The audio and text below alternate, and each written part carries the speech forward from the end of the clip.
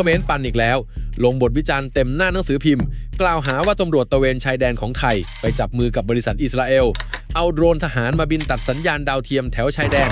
แต่พอไปเปิดต้นทางที่เขาเอาไปอ้างเนี่ยมันเขียนไว้คนละเรื่องกันเลยเพราะของจริงคือเจ้าโดรนตัวนี้มันแค่บินฝ่าคลื่นกวนไม่ได้ไปกวนใครเลย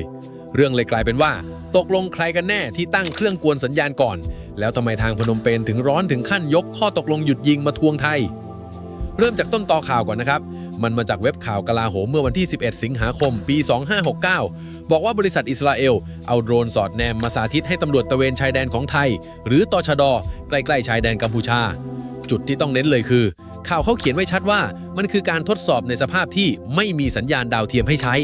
คือจงใจเอาไปบินในที่ที่ GPS ใช้การไม่ได้เพื่อพิสูจน์ว่ายังบินได้อยู่ไม่ใช่เอาไปปล่อยคลื่นใส่ชาวบ้านแต่ต้องบอกไว้ก่อนนะฮะว่าข่าวชิ้นนี้อ้างจากโพสต์ของผู้บริหารการตลาดบริษัทเองเป็นหลักส่วนทางการไทยยังไม่ได้ออกมายืนยันว่าทดสอบเมื่อไหร่อย่างไรทีนี้มาถึงจุดที่ต้นเรื่องที่แชร์กันคือบริษัทนี้ชื่อ Aero Sentinel ตั้งอยู่ที่เมืองเปตาทิกวะในอิสราเอลเป็นบริษัทลูกของกลุ่ม Aerosol ซึ่งเป็นบริษัทเล็กๆที่ทำโดรนสายสอดแนมเงียบๆอยู่แถวนั้นแล้วถามว่าเจ้าโดรนตัวนี้ทำอะไรได้บ้างตรงนี้สำคัญที่สุดเลยเพราะมันคือหัวใจที่ฝั่งโน้นเอาไปบิดผมไปดูสเปคจากตัวบริษัทมาก็คือมันเป็นโดรนสตาร์สอดแนมติดกล้องกลางวันกลางคืนส่งภาพกลับมาให้คนบนพื้นดินดูจุดขายคือบินเงียบมากและก็บินได้แม้โดนกวนสัญญาณเพราะมันนำทางด้วยภาพจากกล้องไม่ได้พึ่งดาวเทียมอย่างเดียวมันถูกออกแบบมาให้ทนการถูกกวนไม่ได้ถูกออกแบบมาให้ไปกวนใครมีรุ่นใหญ่สุดที่แบกของหนักได้ราว3กิโลซึ่งบริษัทบอกว่าถ้าลูกค้าอยากได้ก็เอาอุปกรณ์สงครามอิเล็กทรอนิกส์ไปแขวนได้แต่ย้ำนะฮะว่าอันนั้นเป็นของเสริมที่ทำได้ยังไม่มีรายงานว่าเอาไปกวนสัญญาณใครจริงในสนามแล้วมันก็โยงมาถึงคำถามที่หลายคนสงสัยในเมื่อฝั่งเขมรเป็นคนตั้งเครื่องกวนสัญญาณตามแนวชายแดนแต่โดรนตชด.บันบินฝ่าไปได้อันนี้มันแปลว่าเครื่องกวนที่ฝั่งโน้นใช้อยู่มันเอาไม่อยู่กับของสมัยใหม่เพราะเอาจริงเครื่องกวนของฝั่งกัมพูชาที่ส่วนใหญ่เป็นของจีนเนี่ยมันเลยเหมือนโดนตีแผ่ไกลๆว่าไม่ได้เก่งอย่างที่โฆษณาและนี่แหละที่เขาร้อนตัวคือพูดถึงของฝั่งโน้นที่หลักฐานหนุนพอดีตอนศึกจริงเมื่อปลายปีที่แล้วฝั่งไทยเคยปล่อยโดรนพลีเชียบรุ่น KB5E ไปถล่มเสากวนสัญญาณของกัมพูชาแถวชายแดนมีคลิปออกมาด้วยว่าจัดการหอกวนได้ตั้งแต่ช่วงวันที่8ธันวาคมปี2568แถมสื่อยังตั้งข้อสังเกตไว้ว่าตอนสู้กันเดือนกรกฎาคมปีที่แล้วแทบไม่เห็นหลักฐานเลยว่าฝั่งเขมรมีระบบสงครามอิเล็กทรอนิกส์ที่ใช้การได้จริงบนสนามรบ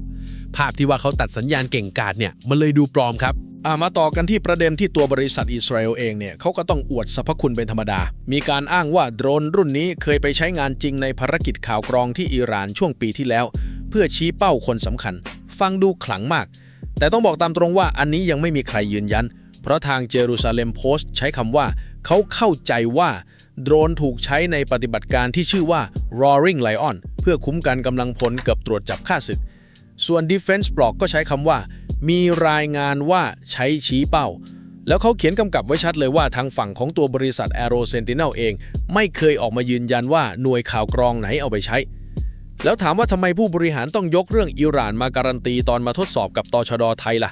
ถ้าให้เดานะมันคือจิตวิทยาการขายล้วนๆการได้แปะป้ายว่าของชิ้นนี้ผ่านสมรภูมิระดับอิหร่านมาแล้วมันเพิ่มมูลค่าให้สินค้าทันทีแต่ยิ่งบริษัทนี้เพิ่งเจอมรสุมหนักเพราะโรงงานของเขาที่เปตาทิกว่าโดนขีปนาวิกอิหร่านหัวรบ400กิโลถล่มเสียหายไปเมื่อวันที่2เมษายนปี2569นี่เองการออกมาโชว์ว่าฟื้นแล้วบินโชว์ที่ไทยแล้วสำเร็จมันก็คือการส่งสัญญาณให้ตลาดโลกรู้ว่ายังไหวยังรับงานได้มาถึงเรื่องเทคนิคที่คนงงกันเยอะคือการกวนสัญญาณกับการหลอกสัญญาณมันไม่เหมือนกันนะฮะ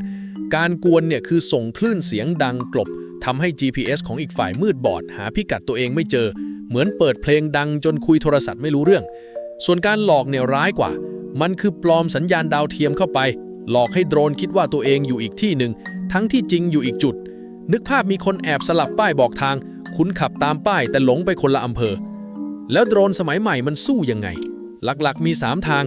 างแรกใช้เสาอากาศพิเศษที่หันหูรับเฉพาะสัญญาณดาวเทียมจริงแล้วปิดหูใส่ทิศที่คลื่นกวนยิงมาทางที่2มีเข็มทิศกับตัววัดความเร่งในตัวถึงดาวเทียมดับก็ยังคำนวณต่อได้ว่าตัวเองบินมาทางไหนทางที่3คือแบบที่ Aero Sentinel ใช้นำทางด้วยภาพมองพื้นดินผ่านกล้องแล้วเทียบว่าอยู่ตรงไหนคล้ายคนที่ไม่มีแผนที่แต่จำต้นไม้จำทางแยกได้ก็เดินกลับบ้านถูก ส่วนโดรนยุทธวิธีระดับสูงบางตัวมีระบบดักฟังสัญญาณวิทยุฝ่ายตรงข้ามเอามาระบุพิกัดเป้าได้ด้วยแต่ผมย้ำมันเป็นความสามารถทั่วไปของโดรนทหารระดับบนไม่ได้แปลว่าตัวที่มาโชว์ที่ไทยทำได้ครบทุกอย่างและยังมีอีกจุดที่สื่อฝั่งโน้นจงใจเรียกแค่ตำรวจไทยไม่ยอมแยกว่าหน่วยไหนทั้งที่ของระดับตัดสัญญาณดาวเทียมเนี่ยปกติมันอยู่กับกองทัพบกหรือกองทัพอากาศไม่ใช่ตำรวจพื้นที่ผมมองว่าการพูดกว้างๆแบบนี้มันมีผลทางความรู้สึกนะเพราะพอบอกว่าตำรวจไทยเอาโดรนทหารมาบินตัดสัญญาณมันฟังดูเหมือนไทยทำเกินหน้าที่ละเมิดอธิปไตยซึ่งน่ากลัวกว่าความจริงที่ว่าตชด.แค่ลองโดรนตาสอดแนมตำรวจธรรมดาลำหนึ่งการไม่ลงรายละเอียดมาเลยเปิดช่องให้ปั่นได้ง่ายขึ้นเยอะแล้วหนังสือพิมพ์กัมพูชาทเมลงบทวิจัยเมื่อวันที่ 12 สิงหาคมปี 2569 พาดหัวประมาณว่าหยุดยิงยังไม่ทันนิ่งไทยกับอิสราเอลเอาโดรนสอดแนมมาทดสอบใกล้ชายแดนจะเอายังไงกันแน่เนื้อในเขาตั้งคำถามว่าทำไมต้องทดสอบตอนนี้ทำไมต้องเลือกจุดใกล้ชายแดนที่กำลังตึงแถมยกข้อ 6 ของแถลงการร่วมคณะกรรมการชายแดนทั่วไปที่ลงนามกันวันที่ 27 ธันวาคมปี 2568 มาอ้างตรงนั้น2 ฝ่ายตกลงกันว่าจะไม่ทำอะไรที่กระทบดินแดนหรือน่านฟ้าอีกฝ่ายแล้วเขาก็สรุปว่าไทยกับอิสราเอลต้องรีบชี้แจงกับสาธารณะโดยด่วนนับดูแล้วก็คือเขาเล่นทั้งมุมกฎหมายและมุมความชอบธรรมพร้อมกันพอมองภาพรวมมันก็โยงไปอีกเรื่องที่ต้นเรื่องตั้งข้อสังเกตไว้นั่นก็คือปืนใหญ่ช่วงที่ผ่านมากัมพูชาเอาปืนใหญ่จีนรุ่น SH1 มาวางแถวชายแดนเจ้านี่เป็นปืนใหญ่ขนาด155มิลลิเมตรติดอยู่บนรถบรรทุกผลิตโดยบริษัทนอรินโคของจีนจุดที่ต้องจำคือพิสัยยิงของมันถ้าใช้กระสุนแบบมีจรวดช่วยยิงได้ไกลถึง53กิโลเมตร53กิโลนะยิงข้ามหัวเมืองชายแดนบ้านเราได้สบายๆทีนี้พอเขาเอาปืนแรงๆมาตั้งปุ๊บเขาก็ต้องหาเหตุผลมารองรับการปั่นว่าไทยส่งโดรนมาละเมิดอธิปไตยมันเลยกลายเป็นข้ออ้างชั้นดีว่าฉันจำเป็นต้องเสริมกำลังเพราะโดนคุกคามก่อนแล้วก็ปลุกกระแสรักชาติในบ้านตัวเองไปพร้อมกันดึงสายตาคนออกจากปัญหาภายในแต่เอาจริงอีกอย่างจริงๆแล้วกัมพูชาเริ่มถอนปืนใหญ่ SH1 กับเครื่องยิงจรวดออกจากแนวหน้าตามแผนระยะแรกของคณะกรรมการชายแดนส่วนภูมิภาคตั้งแต่วันที่ 1 พฤศจิกายน ปี 2568 โดยมีผู้สังเกตการอาเซียนคอยตรวจสอบด้วยภาพมันเลยมีทั้งการถอนตามข้อตกลงและการยังขยับกำลังปนกันอยู่พูดง่ายๆก็คือต่างฝ่ายต่างยังไม่ไว้ใจกันเต็มร้อยและมันสำคัญยังไงที่ตชด.ซึ่งเป็นหน่วยระดับพื้นที่ได้โดรนที่ทนการกวนสัญญาณตรงนี้ผมว่ามันเปลี่ยนเกมพอสมควรคือปกติเวลาจะแอบเคลื่อนพลฝั่งที่เคลื่อนต้องอาศัย2อย่าง1คือคนมองไม่เห็น2คือเครื่องมือจับสัญญาณจับไม่ได้